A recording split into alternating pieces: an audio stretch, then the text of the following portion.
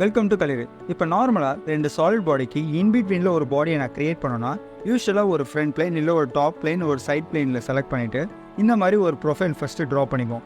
அதுலேருந்து ஒரு சாலிட் பாடி ஒரு எக்ஸ்டெண்டட் லிமிட்டில் வந்து நம்ம க்ரியேட் பண்ணிக்குவோம். அப்படி க்ரியேட் பண்ணும்போது பார்த்திங்கன்னா அந்த 2 சாலிட் பாடிக்கு இன்டர்செக்ஷன் ஆன மாதிரி 2 பாடிஸ் வந்து க்ரியேட் ஆகும். அப்படி இருக்கிற பாடியை நம்ம ரிமூவ் பண்ணுறதுக்கு நார்மலாக ஒரு பிளெயினை செலக்ட் பண்ணிவிட்டு அதில் ஸ்கெட்சை க்ரியேட் பண்ணி எக்ஸ்ட்ரூடட் கட் யூஸ் பண்ணி தான் இந்த மாதிரி சாலிட் பாடியை வந்து ரிமூவ் பண்ணுவோம், எக்ஸஸாக இருக்க பாடிஸ்லாம். அதுக்கு பதிலாக டிஃபால்ட்டாக நம்ம சாலிட் பாடி க்ரியேட் பண்ணும்போதே பர்ஃபெக்டாக க்ரியேட் பண்ணணும். சர்ஃபேஸ் டு சர்ஃபேஸ் மேட்ச் பண்ணுற மாதிரி எப்படி க்ரியேட் பண்ணுறது? சிம்பிளாக நம்ம எக்ஸ்ட்ரூடட் போஸ் ஆப்ஷன் யூஸ் பண்ணியே க்ரியேட் பண்ணிடலாம்.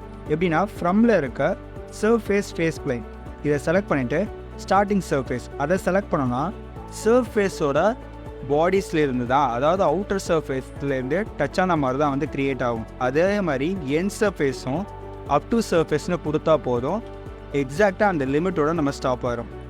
இதுக்குன்னு தனியாக ஒரு சாலிட் பாடி நம்ம எக்ஸஸாக க்ரியேட் பண்ண தேவையில்லை. ஜஸ்ட்டு வந்து எக்ஸ்ட்ரூடட் போஸ் ஆப்ஷன் யூஸ் பண்ணியே இந்த மாதிரி ஒரு சாலிட் பாடியை வந்து நம்மளால் க்ரியேட் பண்ண முடியும், சர்ஃபேஸ் டு சர்ஃபேஸ்.